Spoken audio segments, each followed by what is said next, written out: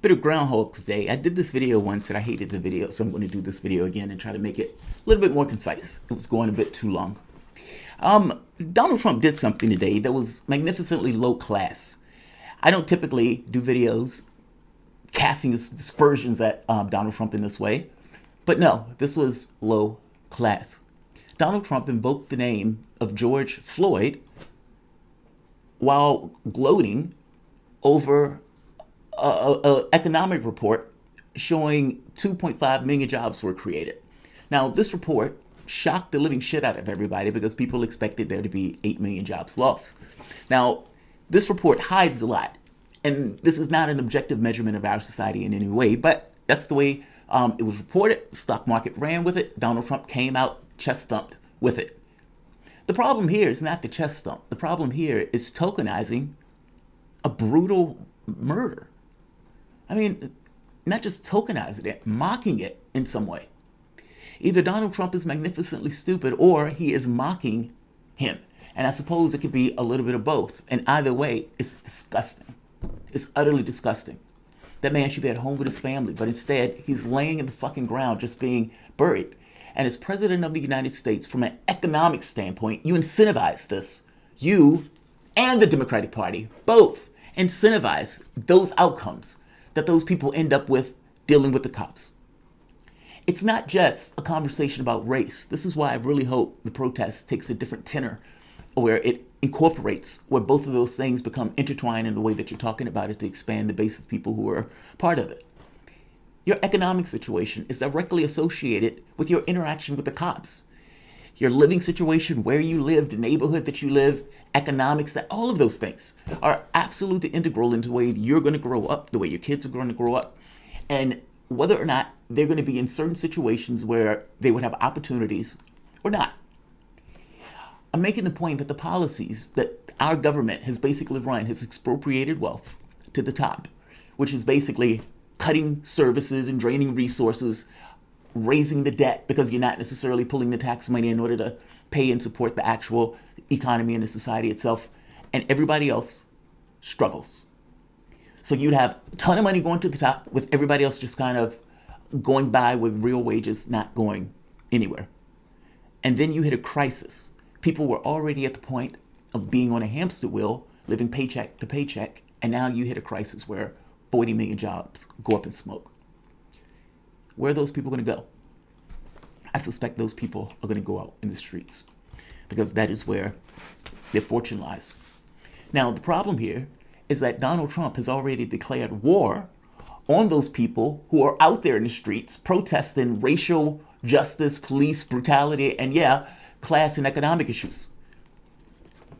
And nevertheless, despite the fact that he's declaring war on those very protesters who are out there protesting in the name of George Floyd, he is still willing to invoke George Floyd's name in this trite, trivial nonsense, just as some kind of token mocking gesture, just to be a dick, and probably a dog whistle to its base. Welcome to the Soapbox.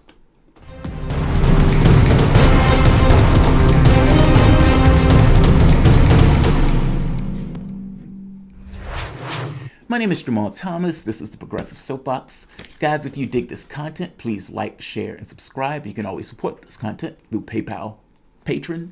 This content is brought to you by you, and I appreciate you the opportunity of allowing me to do it.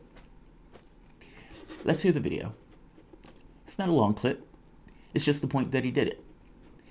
Donald Trump sends out dog whistles when he gives the speeches. Even when he declared war on basically America, calling people Antifa and terrorists, those things are relative terms. That means they can be anybody that he defines as one of those terms. When the police come out and said, those people were protesters and rioters, I can show you a video where a policeman pushed the guy hit his head, bled on the ground, and then they said the guy tripped and fell. Fortunately, there was a video out to show that, no, by trip and fell, they mean knocked him down violently where he hit his head and just laid there and bled. They lie. That's my point. But these guys are out there brutalizing in the name of Donald Trump. Let's hear Trump. What happened last week? We can't let that happen. Hopefully George is looking down right now and saying there's a great thing that's happening for our country. There's a great day for him. It's a great day for everybody. This is a great day for everybody. This is a great, great day How's a great day for in him? terms of equality. How's a great day for It's a him? great day for everybody. Explain. How's that a great day for him? He's not here. He's not here. You understand that. It can't be a great day for him because he's not here.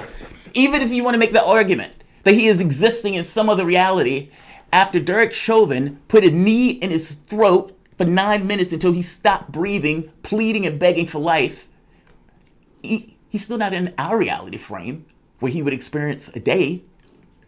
My point is, the police force that you have now just basically militarized and sent out all across America are beating people who are protesting in the name of George Floyd, the person that you just invoked, that same police system that ended up killing George Floyd.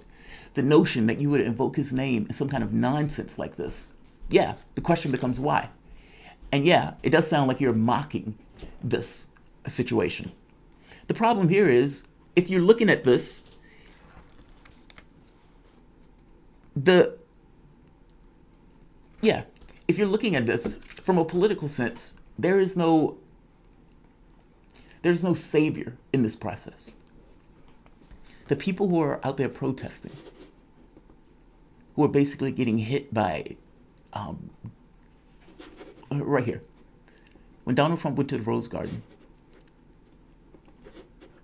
and made the walk to the church, he opened, I just want to give you a preview of the gas, the explosions, and everything else where peaceful protesters were being violently beat, including this reporter. Take a watch. With rubber bullets, my cameraman has been hit. We've also seen tear gas being used. Here we go, they're moving through again. This is exactly what it looks like. Exactly what it looks like. We're just staying safely. Oh. Whoa. Australia. Those guys are maniacs. Those guys are maniacs.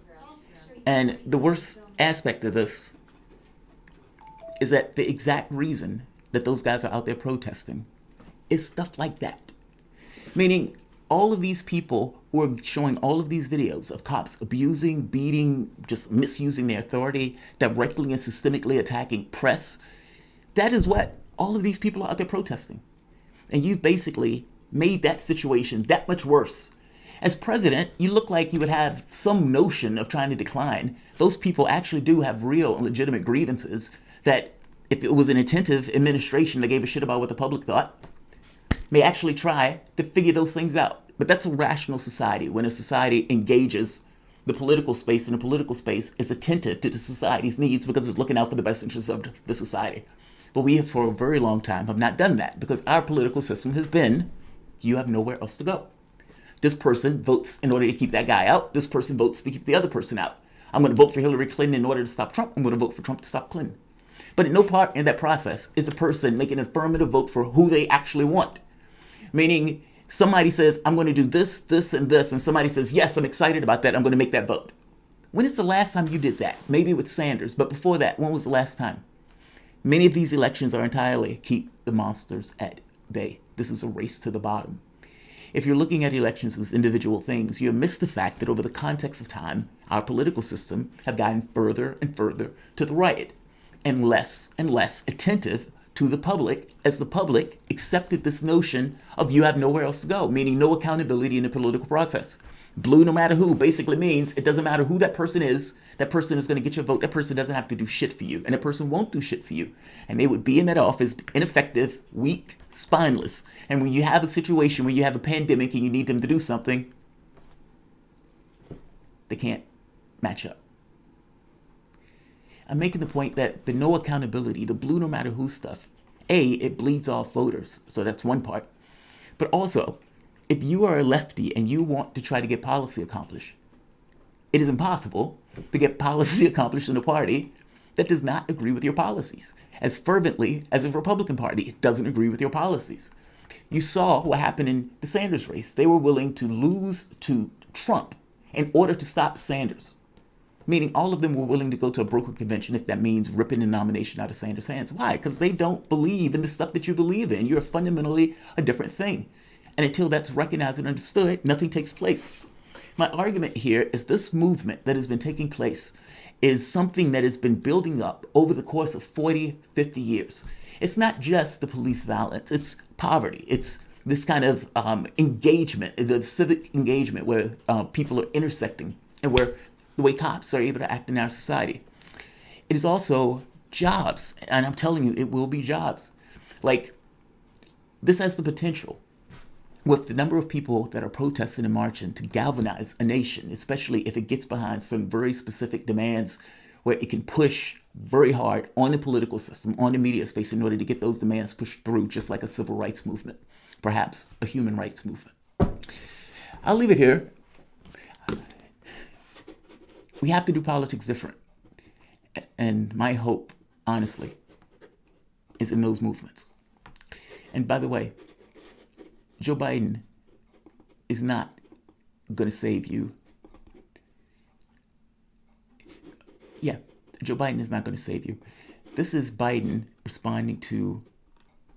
Actually, I gotta be honest, I don't care about Biden responding to Trump. So I'm not going to show it.